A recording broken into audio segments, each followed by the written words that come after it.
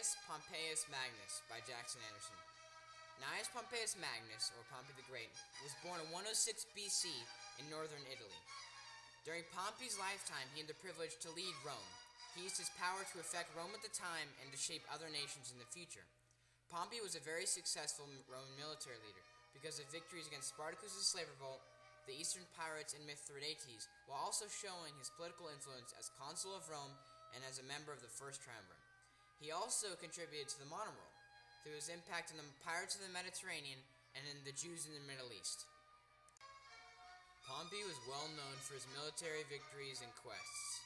This was shown through the accomplishments of the slave revolts, the Jewish siege, and the African conquests and victories in Spain. Pompey was so successful that his men gave him the nickname Magnus, or the Great. He was commanded by Sulla to take care of the rebels in Sicily and Africa. While Pompey was absent in Spain, an uprising of slaves had occurred in Italy. Pompey was sent to assist Crassus in the slave revolt of Spartacus. Eventually, Pompey's military reputation continued to grow, and in 67 BC, he was entrusted with an important mission to rid the Mediterranean of the pirates. To meet the emergency, a law was passed giving Pompey extraordinary powers for 3 years.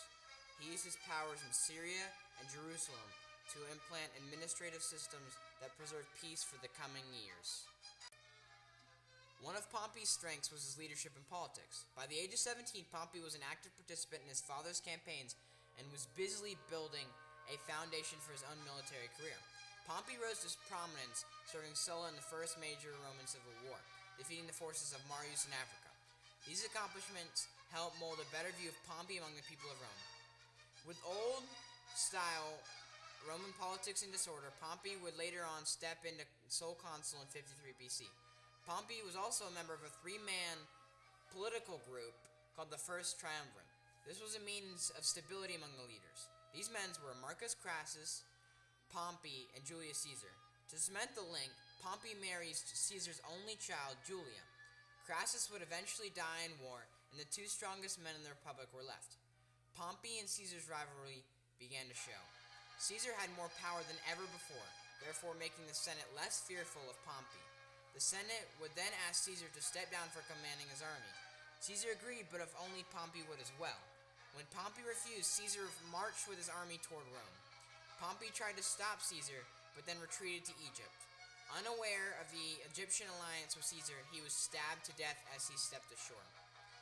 Even though Pompey was known most for his reign while alive, he had a significant amount of influence after death.